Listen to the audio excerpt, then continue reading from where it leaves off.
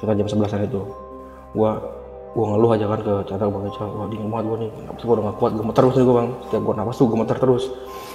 Terus itu gua udah mulai pasrah, gua coba rebahin badan gua kan. Ya udah gua ngomong kayak gini dalam diri gua sendiri kan. Ya kalau emang gua ini masih ada gunanya, tolong selamatin gitu. Tapi kalau emang enggak ya udah gua ikhlas. Nah di situ gue kayak merasa ada sesuatu yang keluar dari badan gue Bang. Nah gue jadi ada duduk di atas ini nih, di atas tempat gue tidur itu. Dan gue ngeliat ada jasad gue di situ. Ada jasad gue, ada si Bang Ical, ada si Chandra. Kaget dong gue. Apa ini gue udah mati apa gimana gitu kan?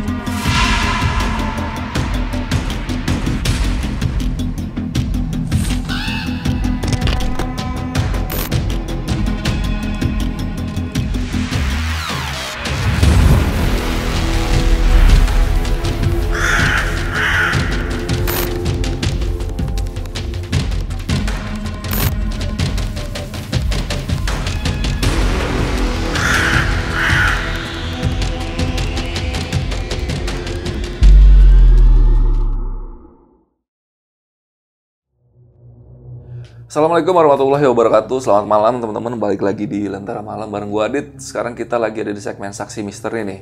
Di sebelah gue udah narasumber yang akan cerita tentang sebuah topik yang udah paling banyak banget di request di Lentera Malam. Dan emang belakangan ini kita jarang upload. Jadi narasumber kali ini akan bercerita tentang kisah mistisnya ketika mendaki di Gunung Slamet. Gunung Slamet ini cukup mistik ya buat gue ya, karena dari namanya ini Jawa banget lah. Dan biar kalian gak usah penasaran lagi, kita kenalan dulu aja sama narasumbernya. Bang Ucup. Iya Bang. Apa kabar Bang? Alhamdulillah baik Bang. Ini naik Gunung Slametnya tahun berapa sih Bang? Tahun 2021 Bang. 2021 berarti baru beberapa bulan lalu? Baru beberapa bulan lalu, di bulan Juni. Bulan Juni ya? Iya. Itu boleh cerita sedikit tentang cerita lo ini, sedikit aja buat penonton biar tahu nih garis besarnya gimana. Nah jadi ini adalah kisah perjalanan gue ke Gunung Slamet bersama kedua teman gue. Ya di hari itu kita ngalamin lah suatu peristiwa yang pastinya tiap orang nggak mau nih ngalamin ini. Yaitu kita kesasar waktu kita turun dari summit. Iya. Jadi tadi gue sempat ngobrol juga sama si Bang Ucup nih. Jadi lu ibaratnya satu malam itu lu nyasar ya? Iya. Tanpa ada tenda dan perbekalan ya? Tanpa ada tenda dan perbekalan juga. Iya, jadi pokoknya nanti kalian dengar ceritanya. Jadi Bang Ucup ini naik ke puncak itu cuma bawa bekal satu kali makan. Satu kali makan aja. Dan ternyata dia harus satu malam mendekap betul. di Gunung Slamet itu, nggak bisa balik ke tendanya. Ini bakal jadi pelajaran buat kalian juga nih, karena Bang Ucup nanti diceritanya bakal ngasih tahu lah ibaratnya ini hal-hal yang sebenarnya nggak boleh dilakuin sama pendaki-pendaki ya. Dan tadi kita sempat ngobrol kayak dari berangkat aja, ini udah Ada kendala lah ya. Udah ada kendala ya. Terus ini agak-agak bandel sedikit masuk ke gunungnya, karena waktu itu Gunung Slamet jalur Guci lagi tutup ya. Tutup karena PPKM. Iya, karena kadang-kadang orang dari jauh-jauh dari Jakarta atau dari kota lain udah sampai ke suatu gunungnya tutup tuh biasanya nyesek banget. Nyesek banget. Perjalanan jauh, capek-capek, sampai sono tau-taunya tutup. Pasti gue yakin nih penonton ada aja nih yang pendaki gunung Pastilah kayak gitu suka ngelakuin hal kayak bukan suka ya, bener terpaksa ngelakuin hal itu karena udah jauh-jauh segala macam, akhirnya nyari jalan belakang gitu ya. Dan ya udah, nggak usah lama-lama lagi openingnya, biar kalian bisa dengar ceritanya. Jangan ada yang di skip ceritanya, kalau iklannya nggak apa-apa di skip.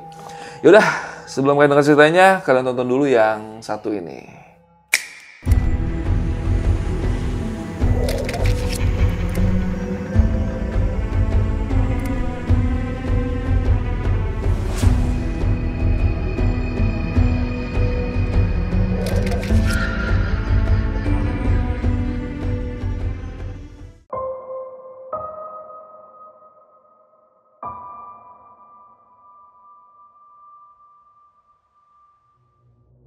Bang, ini kan kejadian di Gunung Slamet ya? Iya. Boleh diceritain sedikit nggak dari awal mula lu berangkat, ibaratnya kayak alasan lu berangkat ini ngapain gitu, sama tahun kejadian ini kejadian tahun berapa gitu, dan teman-teman lu jelasin sedikit lah latar belakang sebelum lu naik ke gunung itu deh. Ya bisa. Dari awal ya? Langsung gue mulai aja. Iya. Jadi ini tuh kejadian bermula dari teman gue nih, si Chandra ini, waktu pertengahan bulan Mei tahun 2021. dia adalah ngajakin gue kan buat naik gunung.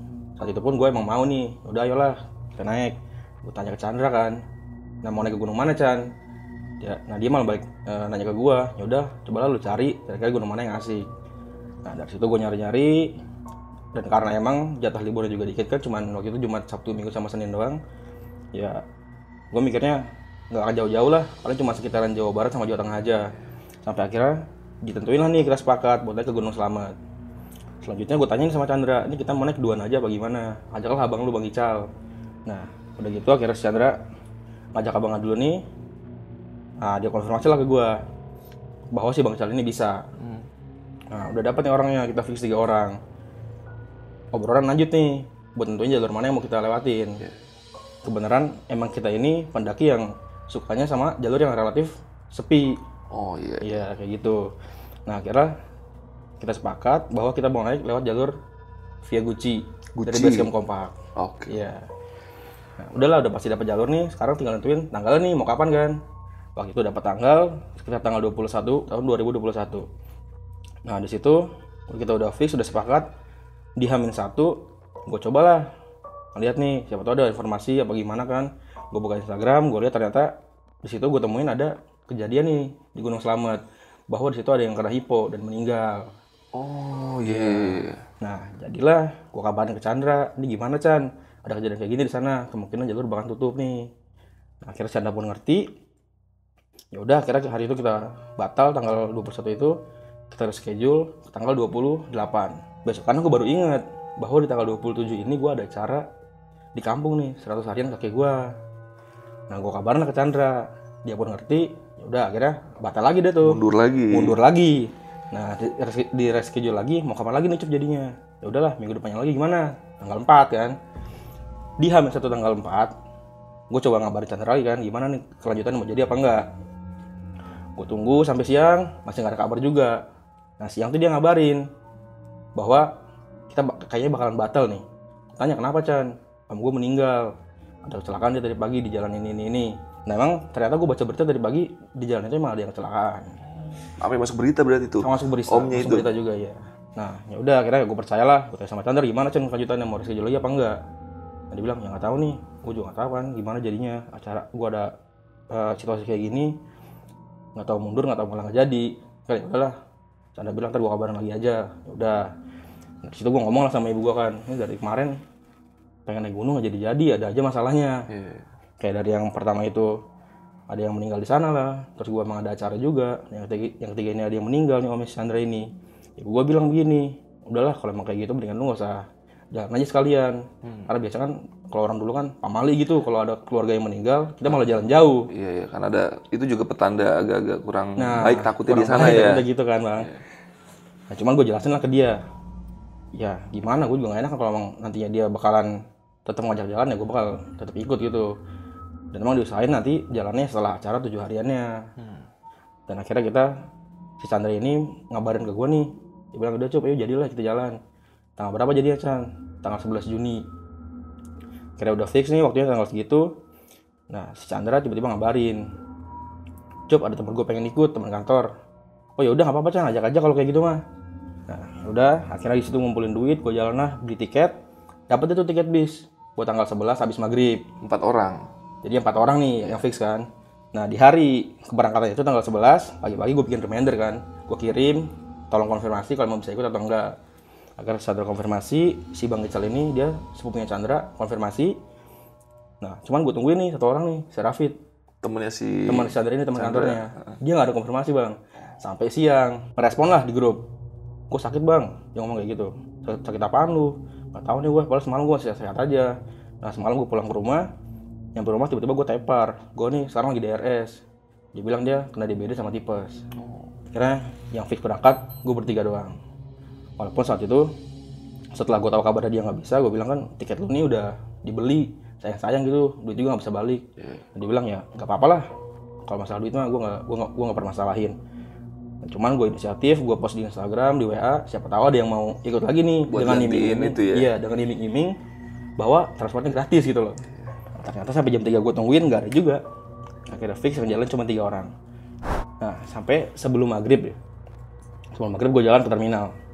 Gue sampai terminal, gue WA si Chandra, lu udah di mana? Dia bilang udah di jalan. Tapi lama tuh gue tungguin bang, udah menjelang jam 6.30.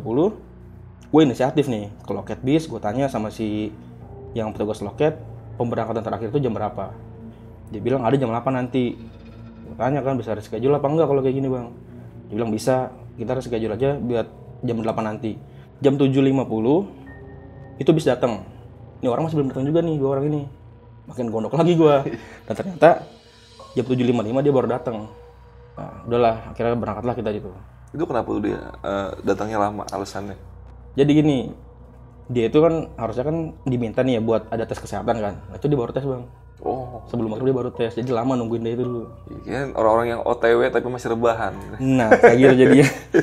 Oke, lanjut. Kan gue jadinya kan. Mobil berangkat nih, bisa Belum berangkat nih. sekitar jam 8 lewat 10-an, nyampe sana jam 4. Jam 4 berarti Artinya jadinya 8 jam. Iya, makanya wah, udah gondok banget kan kita emang dari awalnya niatnya pengen trekking pagi kan. Iya, iya. Jadinya ya nggak kesampean ya. Ya udahlah, nyampe Yomani kita ngopi-ngopi dulu, ngeteh dulu. Begitu ada pick up bawa sayur sama pedagang pasar, dia berhenti nawarin kan, mau kemana mas? Ini pak mau naik, selamat.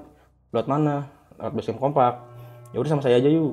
Ya udah, akhirnya nego-nego situ, jadilah. Cuman dia bilang, tapi nanti saya nganterin dulu ya mas ini ke pasar. Gue tanya jauh gak pak dari situ? Oh enggak kok, searah. Nyampe lah di pasar waktu itu namanya Pasar Bumi Jawa. Sana nurun barang dulu, ya kita mau nggak mau bantuin juga tuh waktu itu. Nah juga kalau diem doang kan. Azan subuh. Setelah azan subuh udah selesai, kita lanjut nih berangkat. Sampailah kita di gerbang masuk kawasan pintu buat ke wisata Gucci. Sampai di situ ternyata ini mobil nggak langsung jalan masuk nih, kok berhenti dulu? Gue bilang ngapain berhenti dulu? Si supir turun lah, masih Bang Ical turun, Bang Ical kan duduk di depan tuh dia. Turun ngobrol lama, gue ngomong Chan sih, Chan kalau ini lama banget ya? Ngapain dia? Orang tinggal bayar doang harusnya kan, langsung masuk. Kelamaan begini, akhirnya gue turun, gue nanya ada apa sih bang? Ke Bang Ical tuh gue tanya. Nah dia bilang tutup cup. Apanya yang tutup? Ini kawasannya kita nggak boleh masuk katanya. Lah kawasannya kan yang tutup, bukan jalur pendakiannya. Oh enggak, jalurnya juga. Ini kata abang-abang yang jaganya itu ternyata emang orang basecamp juga. Oh. Nah di situ kan ya gondok juga lah ya, jauh-jauh ke situ, nggak ada pemberitahuan di Instagramnya bahwa itu jalur tutup. Ya gimana, di situ gua debat-debat, nego-nego, yang nggak bisa masuk juga. Malah si penjaganya ini ngerekomendasiin gue suruh lewat jalur Blambangan. Di mana jalur Blambangan itu kan di daerah Purbalingga. Berapa jam tuh kira-kira tuh? Nah dia sih bilang 1 jam. Oh. Nah gue nggak percaya lah, masa juga 1 jam doang kan? Ya udahlah, setelah emang nggak bisa masuk, ya kita balik kanan.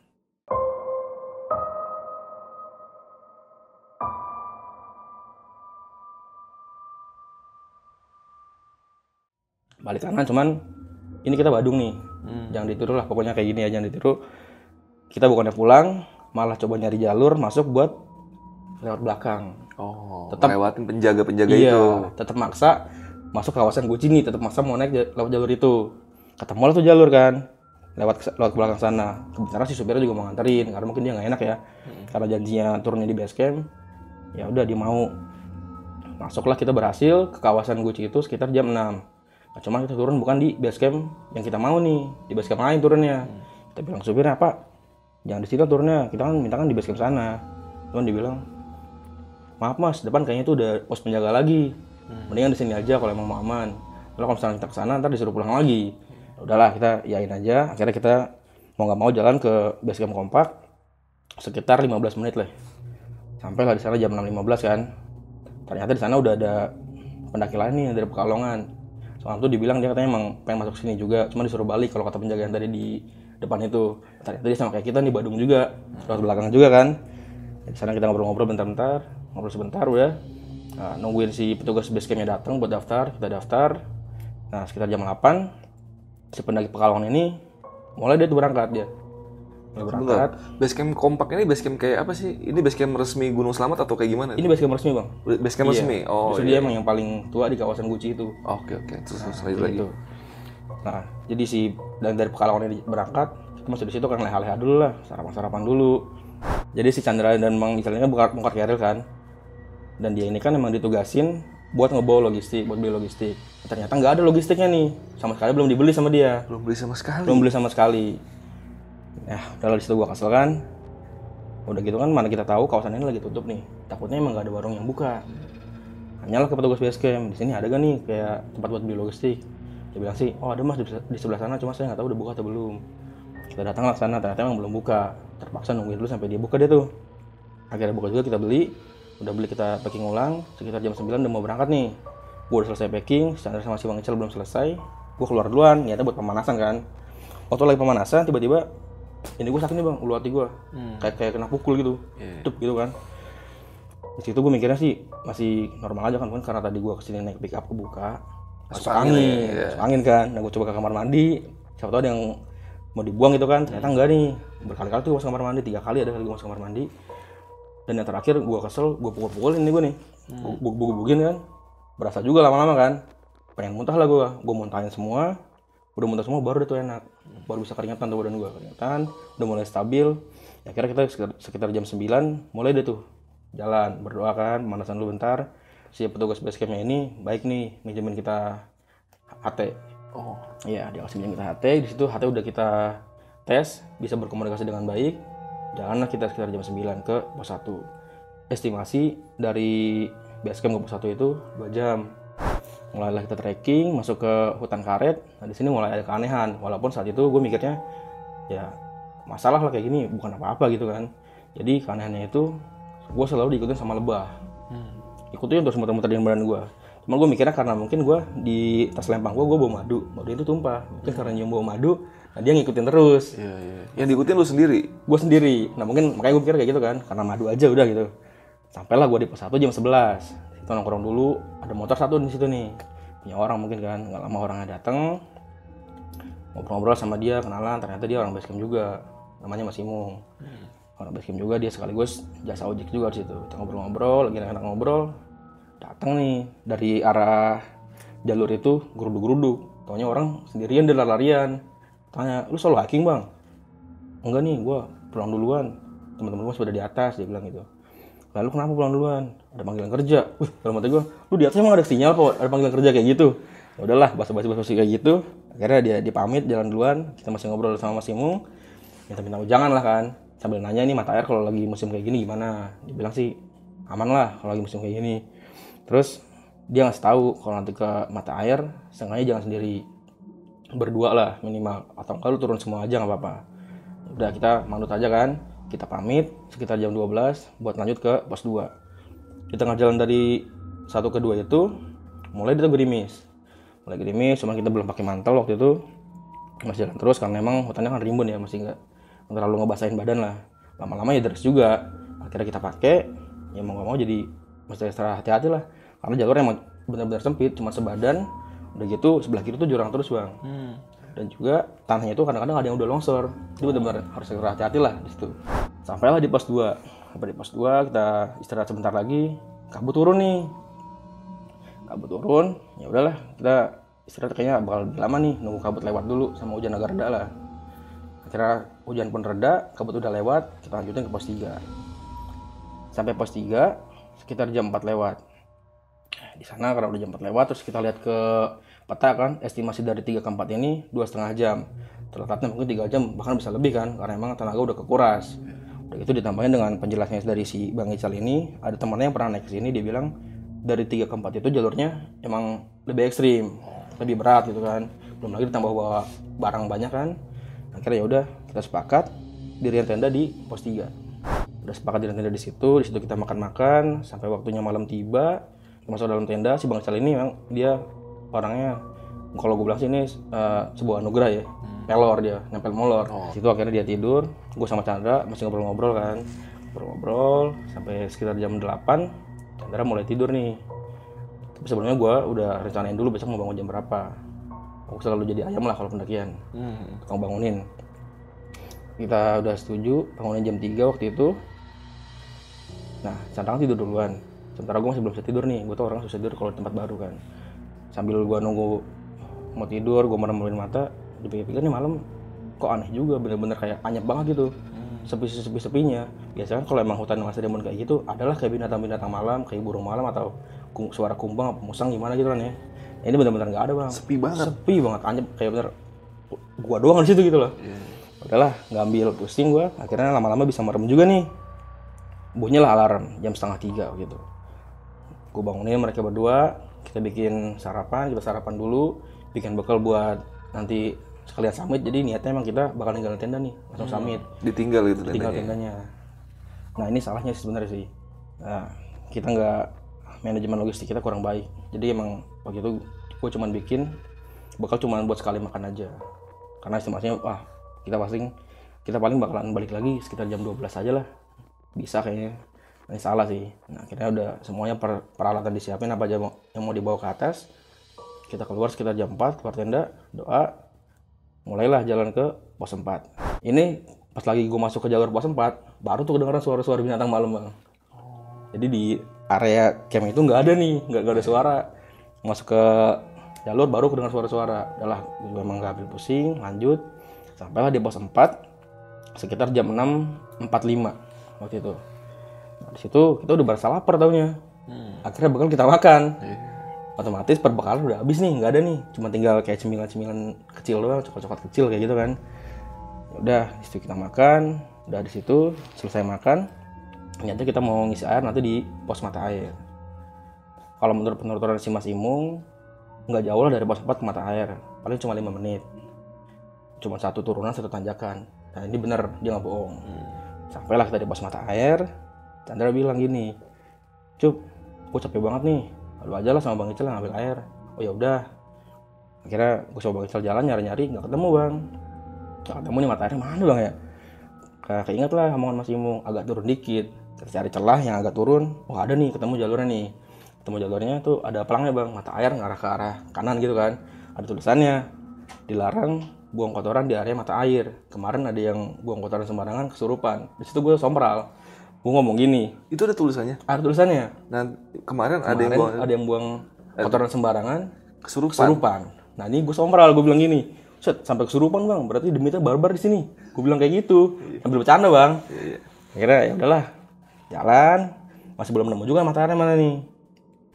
Taunya udah jalan agak ke dalam, kelihatan lah tuh ada tebing nih. Kaget gue kan, ternyata harus nurunin tebing vertikal sedalam kira-kira 5-7 meter lah.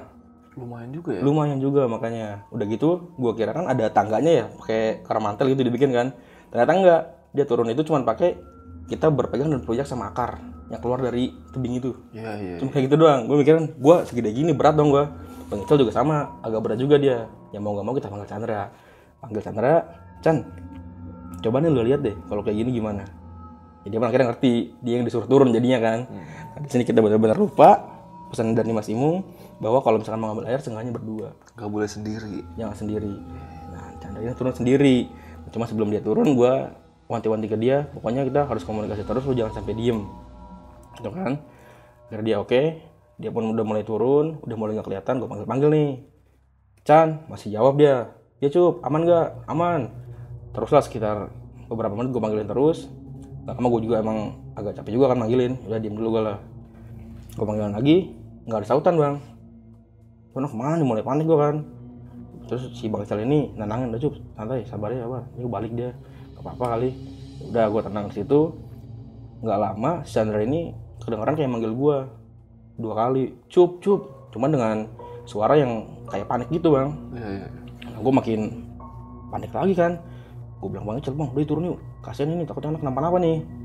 Cuma si Bang Ical tetap bilangin, udah Cup tenang aja, insya Allah dia gak kenapa-napa. Udahlah gue percaya aja. Akhirnya gak lama ditungguin, muncul juga dia. Alhamdulillah kan. Dia naik, kita minum-minum dulu. Udah minum kita menuju ke pos 5 nih. Jadi ini informasi bahwa si lebah ini masih ngikutin terus bang. Sampai pos 4 itu? Sampai mata air? Sampai pos 5 bahkan. Sampai pos 5? Iya, masih ngikutin terus. Cuman pas lagi pagi aja tadi yang gelap itu dia nggak ada. Mulai terang dia mulai ada lagi, mau ngikutin lagi. Sampailah kita di pos 5, kelihatan tenda pendaki. Nah kita deketin, ternyata di situ ada orang lagi sendiri. Gue tanya, bang lu udah turun summit? Dia bilang, enggak bang, gue nggak summit. Dan teman-teman lu juga nggak summit? Enggak, dia mah pada summit nih. Paling bentar lagi juga turun. Lalu kenapa nggak summit? Gue ada panggilan kerja. Lah, teman lu kemarin panggilan kerja.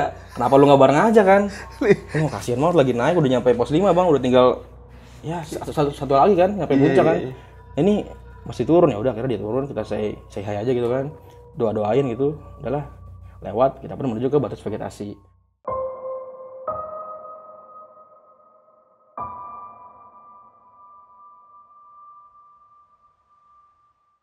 Nah di batas vegetasi ini si lebah udah nggak ada nih, udah nggak ngikutin.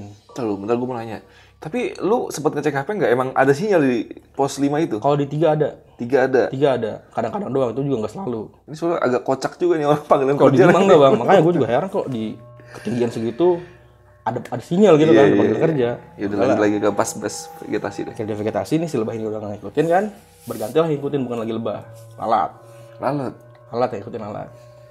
Nah gue nggak pusing lah, di situ kita jam 11 di vegetasi itu, nyampe jam 11 di vegetasi, nyemil dulu, masih ada kayak coklat kecil ya gitu, kita makanin. Nggak kerasa ketiduran lama-lama di situ bang, ketiduran sampai jam 12. Akhirnya jam 12 kita mulai nih buat summit kan. Baru beberapa menit jalan, ketemulah sama pendaki yang dari Pekalongan sama yang dari Tangerang. Mereka udah jalan turun nih. Ya udah saya gitu aja, kira mereka turun, kita pun naik, mulai berasa lapar. Perbekalan udah habis, cuma tinggal madu sama air doang nih. Sama ada obat-obat angin kayak gitulah. Karena tadi pagi udah lu makan semua tuh perbekalan. Pagi udah dimakan, udah kelaparan gitu kan. Jalan lah, akhirnya gua kan pernah tahu ya kalau cantigi itu kalau dimakan ada rasa asamnya gitu kan. Masih bisa dimakan gitu maksudnya. Gua makan lah cantigi itu, Chandra ngeliat, lu makanin apaan Cup? Cantigi lu makanin. Iya nih, cobain aja, emang enak? Ya cobain aja, gue bilang gitu kan. Dia nyobain, ya ketagihan lama-lama kan. Jadi akhirnya kita naik menuju puncak itu, checkpointnya Pohon Cantigi bang. Kita Pohon Cantigi, nyemil dulu, jalan ke Pohon Cantigi, nyemil lagi nih. Kayak gitu terus aja udah. Sampai di jalur yang udah mulai ada batu-batunya nih kerikil. Sampai di situ perjalanan kita tuh agak lama jadinya bang. Karena sering ada awan lewat yang bermuatan gitu, jadi anginnya kenceng, campur kayak bulir-bulir air juga. Otomatis di situ berhenti dulu, banyak banget kita berhenti di situ. Terus kita menuju ke jalur tuh udah mulai berubah menjadi jalur berpasir nih. Udah makin putus asa di situ lah. Karena kan tahu sendiri kalau jalur pasir kan naik 1, turun 3 kayak gitu kan. Wah, frustasi di situ nih, capek banget udah malah. Nah di situ lalat pun udah nggak ngikutin lagi, udah nggak ada yang ngikutin lagi nih gue nih. Cuman waktu itu gue semangatnya karena bendera udah kelihatan nih, puncak berarti kan. Gue semangatin, udah semangatnya dikit lagi nih, bendera udah kelihatan. Lari gue situ bang, lari nyampe puncak sendiri gue. Duluan, senang banget gue situ kan, dikasih bener-bener cerah waktu itu. Nah, gue sendiri situ kan gak ada orang, mikirnya gue video kan, wah enak nih kayak gini, senang banget gue. 10 menit kemudian si Chandra datang lah sama Bang Ical nih. Ternyata dia gak nyerah kan, alhamdulillah nyampe semua di puncak. Kita foto-foto sekitar 15 menit, istirahat. Jam 3.15 itu kita berniat buat turun. Nah cuman di situ kita bikin rencana nih, karena udah jam segini, takutnya kemalaman di jalan, kita mesti buru-buru. Oke lah, setuju, kita agak cepet nih jalannya, temponya dikencengin kan. Bang Ical jalan duluan, gue di belakang Bang Ical, Chandra paling belakang. Ngebut lah gue sama Bang Ical jalan. Ngebut, udah lama, berhenti kan buat cek posisi. Bang Ical nengok ke belakang, Chandra nggak ada, ketinggalan jauh tanya bang, ada di balik bukit. Manggilin kan, Chan, jawab dia nih, iya aman. Nggak lama nungguin, ada suara lagi dia, aduh. Kenapa lu? Gue jatuh. Aman nggak? Aman. Udah tungguin bentar. Ya, tungguin lah. Nah itu dia. Gue hitung sih berkali-kali. Ada kali 4 kali dia jatuh bang. Sampai akhirnya udah mulai maghrib. Jalur itu udah mulai gelap. Cuman kayak langit itu kan masih ada matahari kan udah tenggelam nih. Cuman masih agak terang gitu bang. Masih kelihatan awan-awannya lah.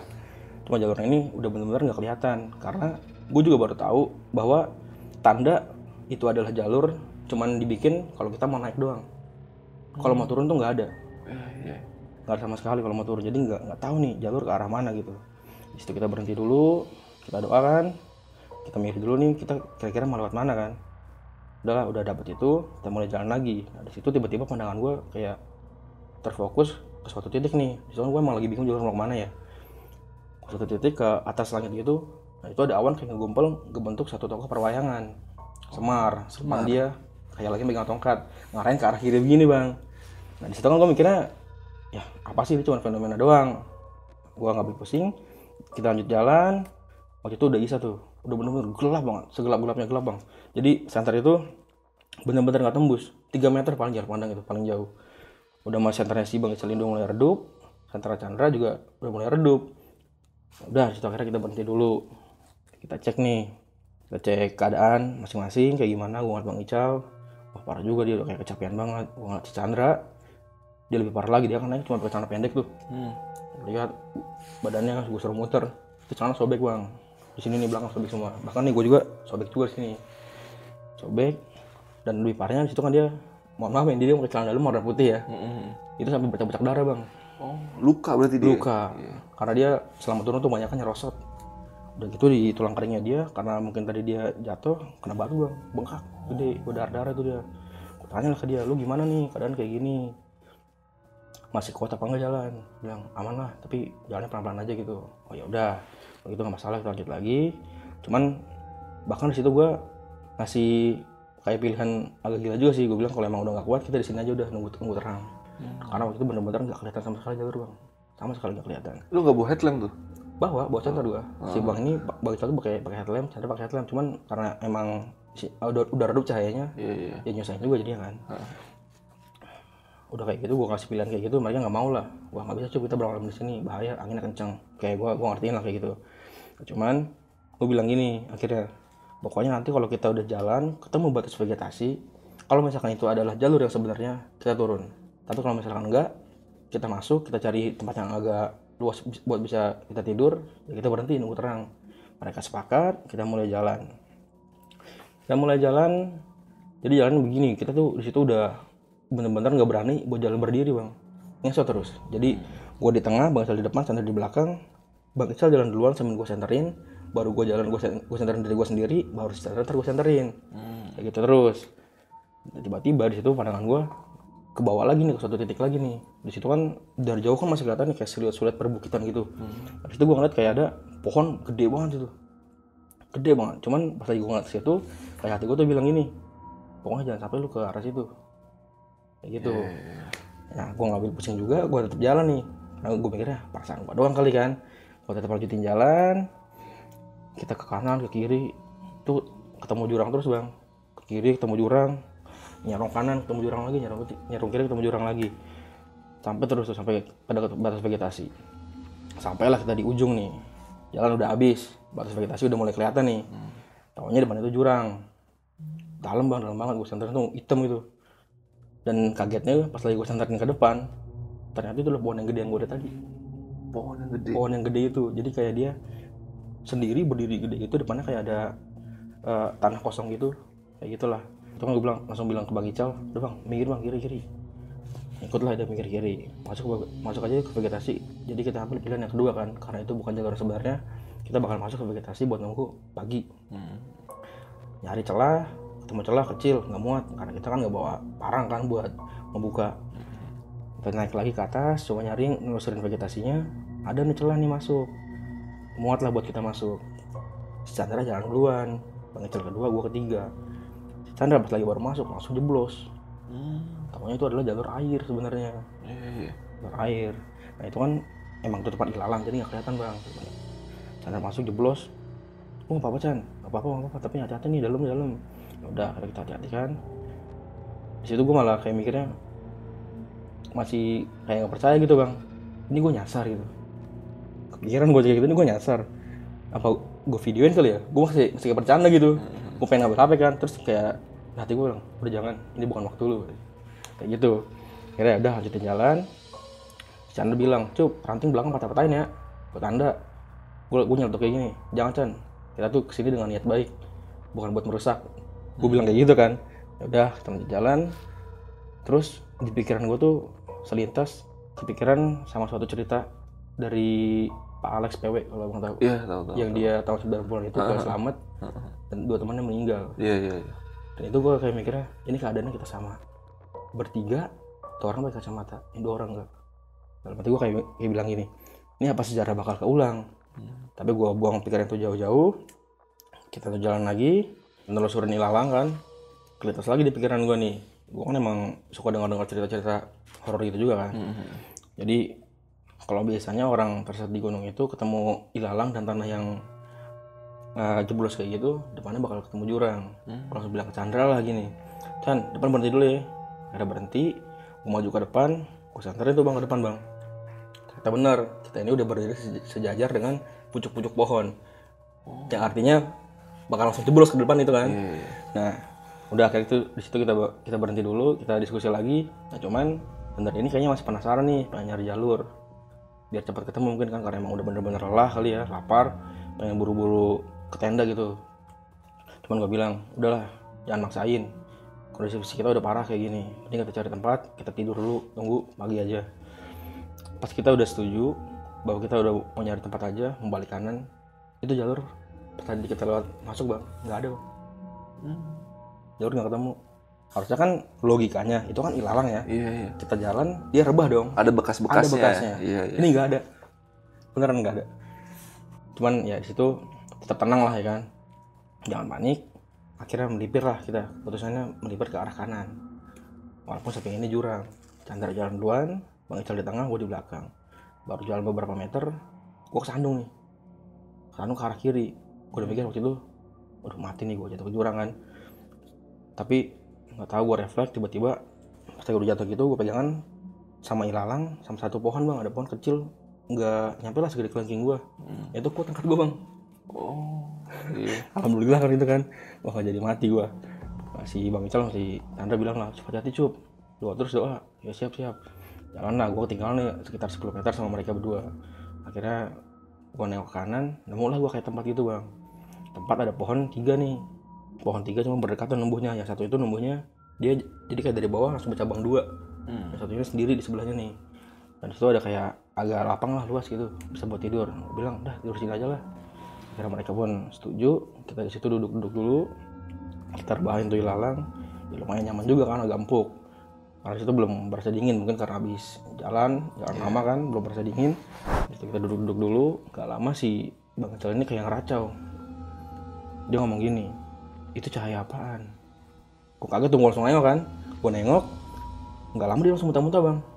Si Bang Ical ini? Bang Ical ini muntah. Gue langsung bilang ini, bang udah bang, lu diem aja bang, tidur lu. Akhirnya dia mulai rebahan, muntah lagi. Ada kali sampai 3 kali dia muntah bang.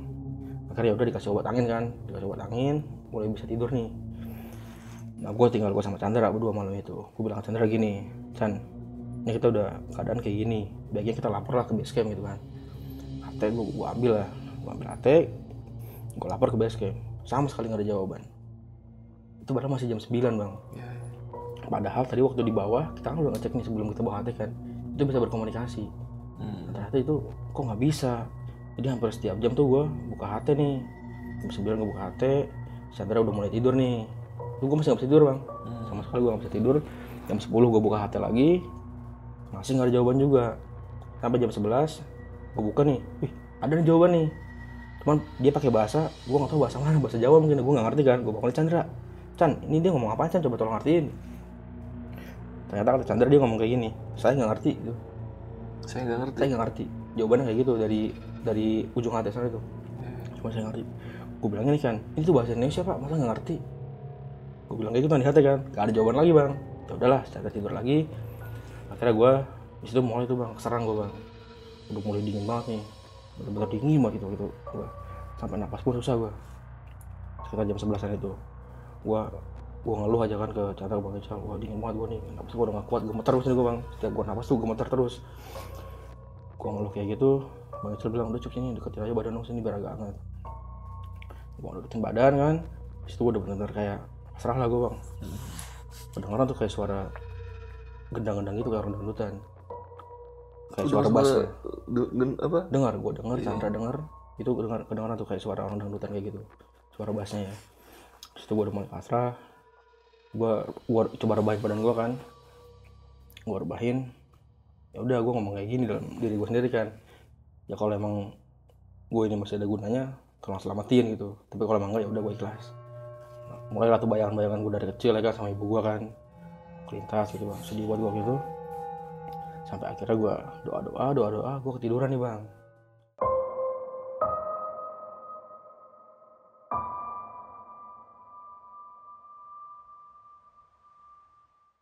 Terus gue kayak mimpi, gue berada lagi di jalur nih. Kalau di situ gue sih ngerasanya itu adalah waktu di Pondok Edelweiss. Pondok Edelweiss. Gue ngerasa gue lagi jalan, tiba-tiba ada yang manggil dari belakang nih. Mas, gue nengok dong, kaget gue lah. Tadi kan ini hutan, kok ada rumah sama ada kayak warung gitu bang. Yang manggil gue ini bapak-bapak. Gue jawab, iya pak. Dari mana? Gue bilang dari Puncak pak. Di sini mampir dulu, minum dulu. Gue mau ngikutin dia nih. Gue mampir ke situ, gue naruh carrier kan, gue taruh. Jadi si perawakan bapak-bapaknya ini dia pakai baju kayak baju pangsi gitu, bajunya aku buka, dia pakai peci, ada kumisnya bang, dan juga teman-teman di belakangnya pada duduk di balai. Nah, gue duduk situ, si bapak ini manggil nih ke dalam, dia bilang, "Mbak, nih, Masnya tolong bikinin minum dulu." Nah, dari situ gue langsung kebangun.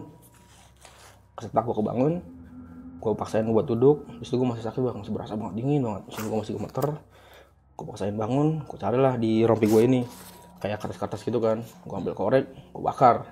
Situ gue nyari daun-daun kering, gue nyari ranting kering, gue bakar situ. Ya lumayan lah bisa mengurangi kan.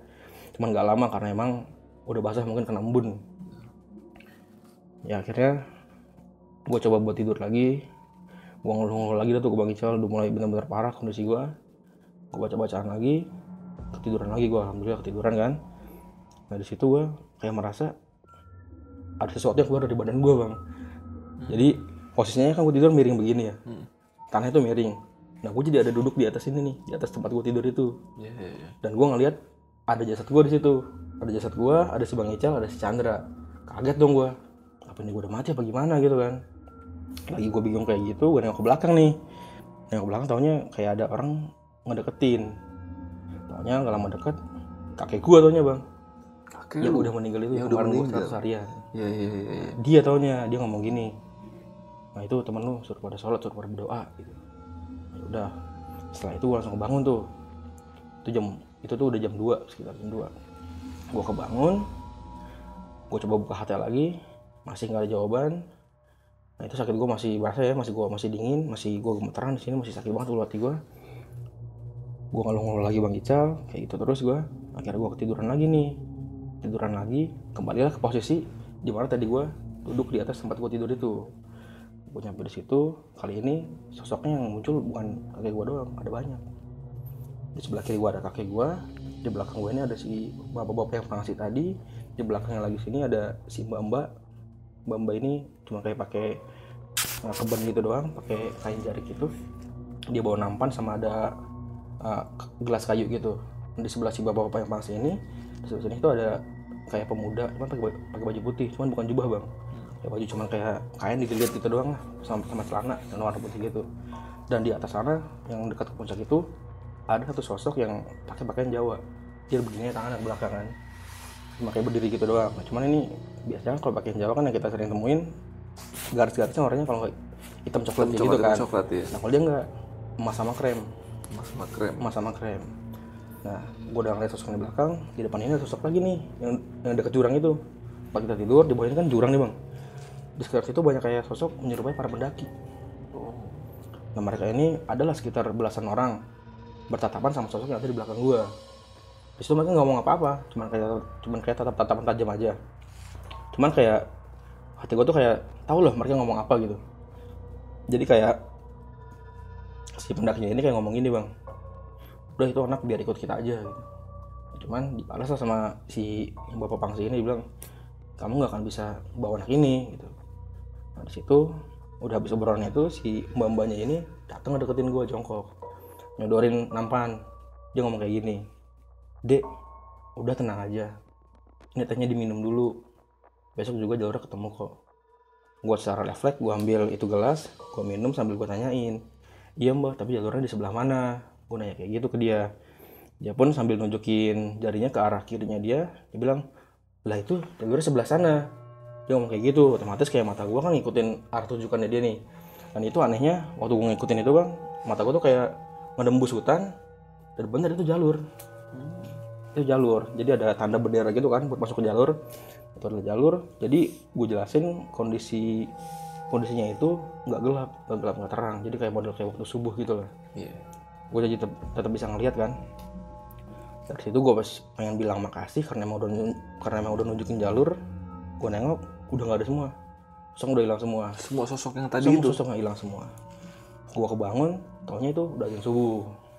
Bangunlah gue kan, bangun duluan gue. Habis itu gue nggak tidur lagi. Dan anehnya setelah gue bangun itu kondisi gue udah sehat bang. Fit lagi. Kedinginannya cuma kayak kedinginan ya normal gitu kan. Badan gue yang tadi sakit banget udah nggak sakit. Padahal lu terakhir makan aja itu kemarin pagi ya? Kemarin pagi, dan makan cantigi. Iya. Siang-siang cuma nyaman cantigi lah. Kayak gitu aja.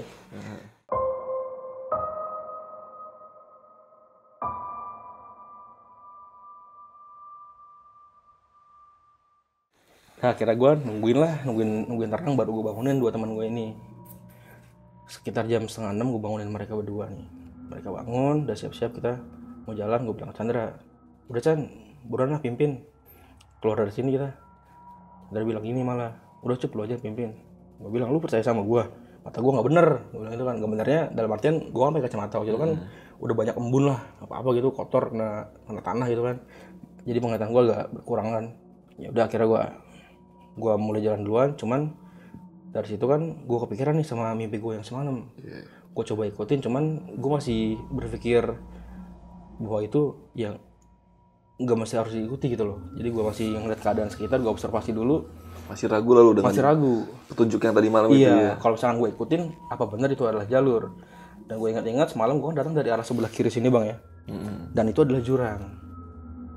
Berarti, wah petunjuknya dia kemungkinan bener nih.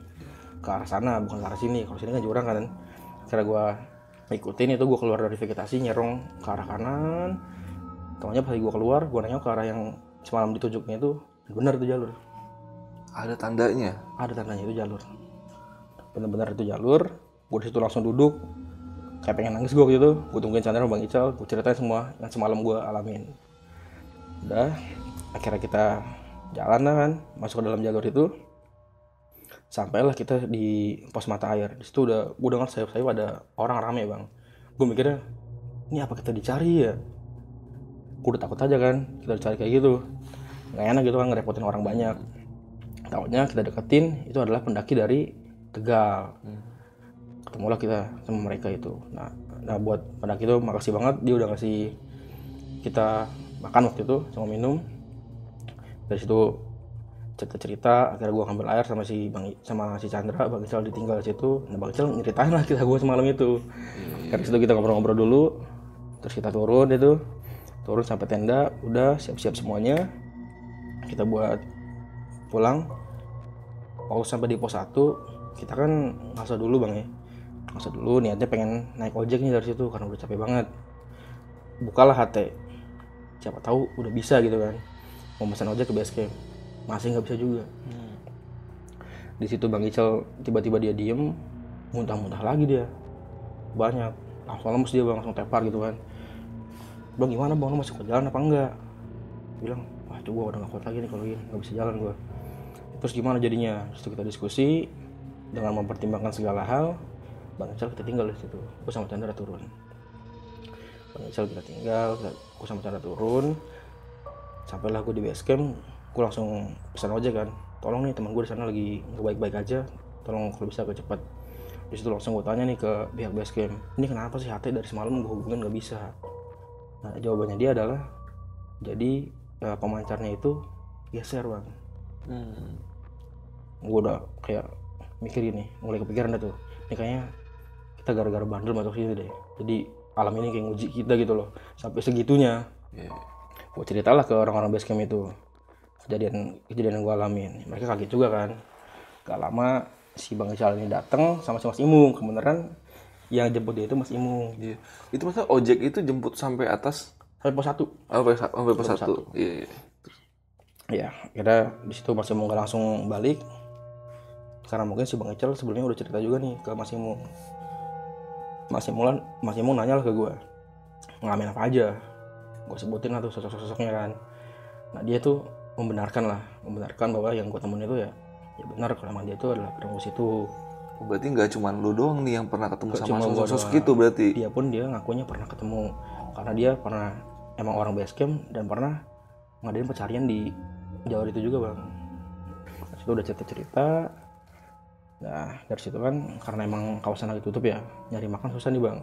Kebenaran ada si ketua base camp ini, udah bapak-bapak dia, Pak Kafidin namanya.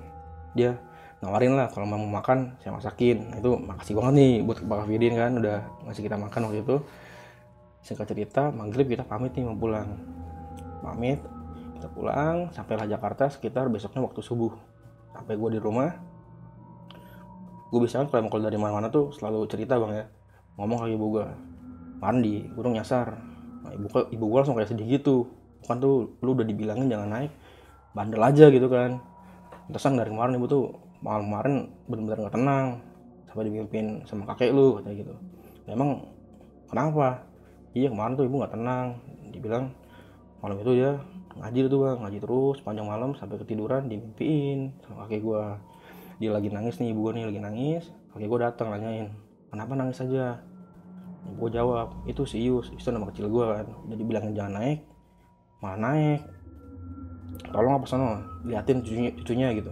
Akhirnya ya udah tadi liatin kakek gue gitu. Udah sampai situ, ibu gue kebangun, dilanjutin lah tuh ngajinya. Jadi ya ceritanya sampai situ. Oke, jadi ini ada kaitannya dengan kakek lu. Lu bisa mimpiin kakek lu di gunung itu ya? Iya. Sama doa, Ibu doa dan mimpi ibu lu ketemu sama kakek lu juga iya, ya? jadi kayak terhubung gitu bang. Malam itu gue kayak terhubung gitu. Iya, ibaratnya kayak nyokap berdoa, mimpi kakek lu, dia minta tolong kakek lu untuk nengokin cucunya di gunung, dan lu ketemu juga di sana. Ketemu juga di sana. Gila. Iya. Ini tahun 2021 ya? 2021 bulan Juni. Oke, jangan di close dulu. Gue mau tanya sedikit tentang cerita yang tadi dibawain. Oke.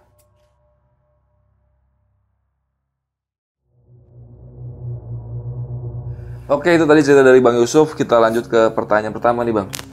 Ini kan lu pas keanehan itu sebenarnya dari awal, dari yang lu diikutin sama lebah segala macam. Nah, gua agak notice tadi pas di bagian mata air nih. Kan lu sempet tuh yang si Chandra turun, lu panggil-panggil kan gak ada suaranya. Itu dia jelasin gak lu, atau sempet nanya gak sih lu kenapa pas gua panggil-panggil lu nggak nyaut sih gitu, bikin gua panik gitu. Lu pernah nanya gak sih sama si Chandra? Gue tanya bang. Gimana tuh? Jadi waktu dia di mata air itu, dia kan dia sih bilangnya nggak kedengeran gue manggil, karena dia ngomongnya sih dia terkagum-kagum sama bentuk mata airnya itu. Jadi mata air itu keluar dari kayak gue kecil, nah dia masukin kepalanya ke dalam situ bang. Oh iya, pantesan dia nggak denger karena dia masuk kepala di situ. Iya. Kayak gitu. Berarti lu belum melihat secara langsung ya mata airnya kayak apa ya? Belum, karena gue nggak turun. Kayak gitu. Itu tapi dia nggak ngalamin hal-hal mistis pas di mata airnya itu, enggak? Kalau di mata air dia enggak, dia sih lebih menurut sudut pandangnya dia ya. Dia lebih kayak waktu kita malam itu nyasar yang di lelang itu, dia ngerasanya banyak sesuatu yang merhatiin. Kayak gitu aja ngerasanya. Dia ngerasa ada yang ngawasin lah, selain lu bertiga yang jalan tuh ada yang ngawasin. Kayak banyak orang lah di situ dia bilang. Iya. Kalau si Bang Ical dia sempat cerita nggak sih, atau dia ngerasain hal-hal mistis juga selain yang lu rasain gitu? Mimpi-mimpi gitu atau gimana? Bang Ical ini dia sih ngomongnya nggak ada ya, nggak ada hal mistis, cuman yang suara-suara doang yang kita di mata air tuh, yang suara Chandra manggil itu aja sih dia. Oh, berarti dia hampir nggak terlalu banyak ngalamin mistis ya? Berarti emang lu yang paling, lu mungkin sensitif atau gimana sih kalau sama hal-hal mistis gitu? Apa enggak gitu sebenarnya? Gue sih nggak pernah ngerasa kalau diri gue ini sensitif bang. Nggak pernah ngerasa gue. Tapi kalau lu kan berarti naik gunung nggak terlalu lumayan sering lah ya ibaratnya. Ya, ini Gunung Slamet ini udah yang paling mistik yang pernah lu naikin? Iya, ini yang paling ekstrim sih selama ini. Dan itu kan lu tadi sempet nyasar kan sebelum vegetasi ya? Iya. Itu dari puncak sampai vegetasi itu emang berapa lama sih biasanya normalnya gitu? Normal lah bang ya, kalau misalkan naiknya aja itu 2 jam. Naik 2 jam? Otomatis turun lebih cepet dong. Iya. Cepet kan? 1 atau setengah jam lah ya harusnya. Ya, sedangkan itu gue dari jam 3:15 sampai jam 9 malam. Iya. Berarti itu kenapa lu bisa sampai ini misalnya kita bicara logika dulu ya.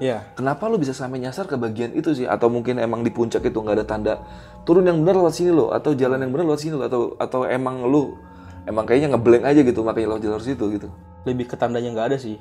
Karena emang gua tuh konfirmasi ke pihak base camp bahwa emang tanda itu dibuat cuma buat naik aja. Jadi kalau buat naik itu ada tanda warna pilox oranye sama batang besi seukuran jari kelingking dan ditacepin di atas batu-batu warna putih gitu, diwarnain putih itu aja. Jadi kalau dari atas tuh kita nggak bakal ngeliat apa-apa bang. Berarti potensi untuk orang nyasar kalau turun dari Slamet itu gede ya? Ya kalau dari puncak mungkin gede ya. Iya. Karena emang nggak ada tandanya itu. Emang sebenarnya pihak base camp tuh nyaranin jangan pernah turun dari summit itu kemalaman. Iya. Tapi untungnya sih lu bisa selamat ya, karena gue tahu juga tuh ceritanya si Pak Alex PW tuh yang akhirnya 2 temennya kan meninggal ya. Sampai sekarang pun nggak ketahuan ya gimana. Dan untungnya lu masih bisa pulang ya. Alhamdulillah lah kayak gitu. Kalau untuk sosok pendaki sama sosok-sosok yang lu lihat malam-malam itu, lu dapet nggak sih cerita-cerita dari orang base camp yang orang lain ngalamin juga gitu tentang sosok-sosok itu? Dapat nggak cerita dari orang base camp? Ada sih, gue kan sempet nanya Mas Imung kan tentang sosok yang gue temuin ini siapa. Gue kasih tahu ciri-cirinya, dia pun ngasih tahu lah satu-satu nih. Yang pertama gue tanya itu yang si Bapak Pangsi ini, dia siapa? Dia pun bilang kayak gini, dia itu adalah sosok penjaga di sekitaran situ emang, di jalur si Gucci ini. Nah, dia itu sosok aslinya bukan manusia kayak gitu bang. Jadi kalau sama orang yang emang niatnya nggak baik di situ, dia tuh akan nampakin dengan sosok macan kumbang. Cuman gedenya nggak normal, segede gajah dibilang. Ini menurut penuturan Mas Imung ini. Nah, terus si yang pakai pemuda yang baju putih ini, gue lupa namanya Kiai siapa itu, dia bilang namanya itu. Terus sama si yang bapak-bapak itu yang ada di atas sana, yang pakai baju adat Jawa, ini walau alam ya, menurut penuturannya itulah yang namanya Mbah Slamet. Mbah Slamet. Iya. Tapi kalau yang pakai baju Jawa mas krem itu kalau dari mukanya lu bisa deskripsiin nggak sih mukanya kayak gimana? Mukanya nggak kelihatan bang. Mukanya nggak kelihatan. Jadi cuma kayak sosok jauh, kayak pakai baju adat Jawa gitu doang, udah. Tapi kalau dilihat dari postur tubuhnya itu orang yang udah tua atau masih muda gitu? Lebih ke bukan tua, sekitar umur 50 sampai 60 tahun lah, bukan kakek.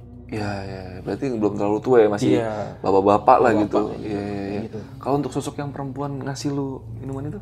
Yang perempuan ini sebenarnya nggak teridentifikasi ya, karena menurut penuturannya Mas Imung, sosok perempuan yang ada di jalur ini kebanyakan jahil. Sementara yang ini baik ya, baik nolongin lu, dan mungkin lu bisa seger lagi karena sesuatu yang habis lu minum itu tadi. Bisa itu. Jadi dan juga gue sempat kan cerita ini ke teman-teman gue gitu kan, adalah kenalan, dia pun kayak ngasih tau gue nih tentang sosok wanita itu. Ternyata dia itu adalah namanya Dewi Sekartaji. Dewi Sekartaji. Iya, mengakunya kayak gitu. Kalau menurut si penurutan teman gue ini yang memiliki kemampuan di bidang itu. Iya, itu siapa tuh? Dewi Sekartaji itu siapa? Bisa lah dicari di Google itu siapa. Cuman dibilang si sosok wanita ini ngikutin gue dari gue kecil. Dia bilang kayak gitu. Iya. Yang gue nggak tahu lah, gue nggak ngerti di bidang itu kan. Gue manut aja gitu. Iya. Tapi kalau sejarah Jawanya atau ada cerita-cerita nggak sih tentang si Dewi ini gitu? Kalau menurut sejarah, setelah lu googling atau gimana kan lu pasti penasaran. Iya, tuh, gue penasaran. Yang lu baca tuh sosok itu siapa sih gitu? Dia itu adalah Putri Kediri. Putri Kediri. Iya. Lu asli Kediri apa enggak? Oh enggak. Makanya gue waktu dia bilang kayak gitu gue malah heran. Hubungannya dari mana? Ini bukan orang Kediri. Nah cuman si temen gue ini bilang dia ini ngikut lu karena lu mirip anaknya. Kayak gitu. Iya.